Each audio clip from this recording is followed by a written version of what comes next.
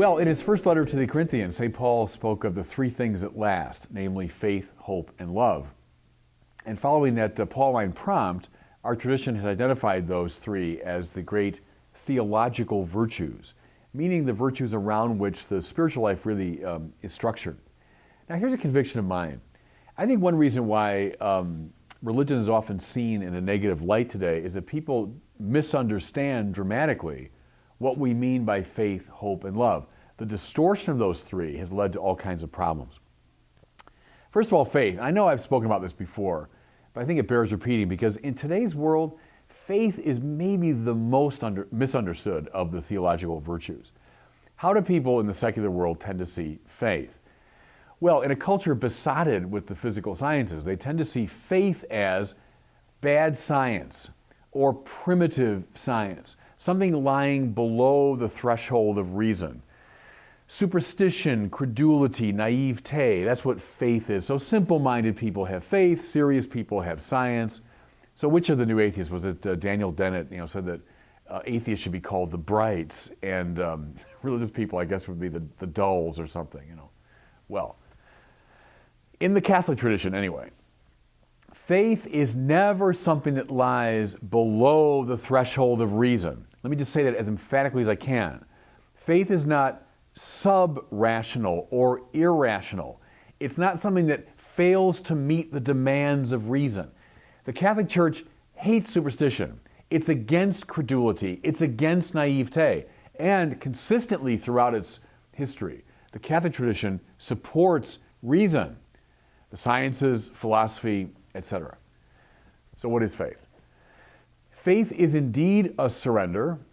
Faith indeed involves a kind of leap into the darkness, but it's a surrender on the far side of reason.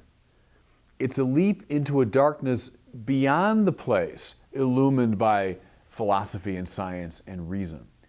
Faith is a trusting confidence in a God who can't be controlled by reason.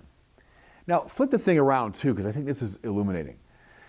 Think of the number of people of faith who are also people of very serious scientific interest, from Georges Lemaitre, the formulator of the Big Bang Theory, Father George Coyne, for a long time director of the Vatican Observatory.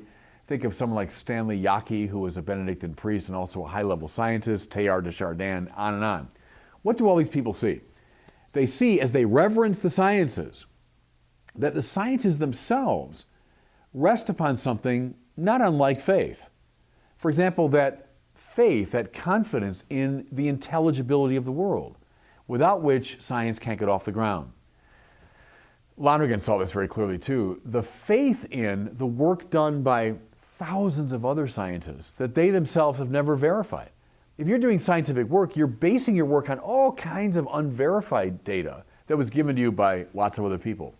Or think of an Einstein who all his life was searching for the unified field theory. There was a sort of imagined goal of his intellectual work that was not itself the product of reason, but was accepted on something like faith, you might say. In other words, in short, the war between faith and reason is a myth born of a misunderstanding of faith. People that rightly grasp the meaning of faith see no conflict between the two. Okay, so there's faith. Hope. Hope is also in our world grossly misunderstood. Many people would wonder, after an event like Newtown just a few weeks ago, and name any other great moral or physical tragedy, people say, how could you possibly be a person of hope? The trouble there is people are misidentifying hope as a kind of optimism.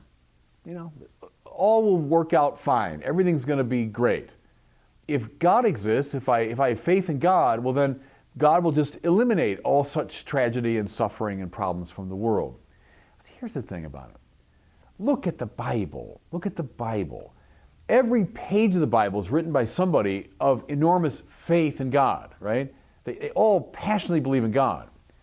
But the Bible is filled with accounts of tragedies and suffering and murder, attempts at genocide, rape, the death of children, on and on and on. And nobody in the Bible is thinking, well, somehow these two are utterly irreconcilable. I can't believe in God and then accept all these things. Well, no, they take them almost for granted. The two can coincide. To make it real specific, think of someone like Jeremiah. Was there anyone in history who had greater hope in God than Jeremiah? But yet Jeremiah witnesses the destruction of Jerusalem, this utter disaster for an Old Testament Jew. Think of David, a man that hoped in the Lord all the time, but yet was pursued by Saul. Think of St. Paul himself. No one had greater hope in God than St. Paul, but yet Paul endures shipwreck and torture, and eventually he was put to death. So, what is hope? It's not giddy or naive optimism, not some, naive belief that God will eliminate all suffering. Hope as a theological virtue is the conviction that God is the sovereign Lord. God is the sovereign Lord of all creation. He's the sovereign Lord of the visible and the invisible. God presides over, in his love, the totality of created reality. How it's all making sense, well, God understands that utterly. I often don't understand it. I don't see it. Hope is not optimism. It's a conviction that God is the sovereign Lord who is commanding and leading and guiding his universe. Therefore, it's utterly reconcilable with the existence of all sorts of darkness. Hope isn't naive, just as faith isn't naive. It's a trust in the ultimate sovereignty of God. Think of someone like Julian of Norwich, the great English mystic, who said, famously, and T.S. Eliot quoted her, "All will be well. All manner of things will be well." That's not an optimist talking. Like, there'll never be a Newtown. There'll never be a tsunami tragedy. No, it means ultimately God is in charge of his creation. And in that I put my confidence. So, faith, hope, lastly, love. How is love misconstrued? Well, it's misconstrued as being a nice guy, right? To be a person of love is to be a nice guy, a nice gal. Or as Flannery O'Connor said, to have a heart of gold. Or Merton in the Seven-Story Mountain recalls when he was in high school in England. His professor said, look at 1 Corinthians 13, the hymn to love, and just put the word gentleman in there, and you'll understand it properly. A gentleman is this and that. So that, being a person of love is being a gentleman. Now, again, nothing in the world wrong with being a gentleman or having a heart of gold or being a nice guy. But that isn't love. Love is willing the good of the other and then doing something concrete about it. It's not an emotion, not an attitude. It's a move of the will to want the good of the other and do something about it. That's love.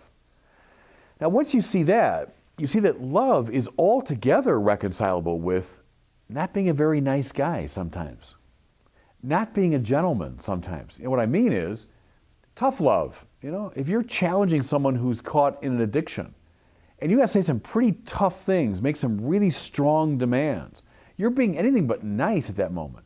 But you are being a person of love. Or think of the call to conversion.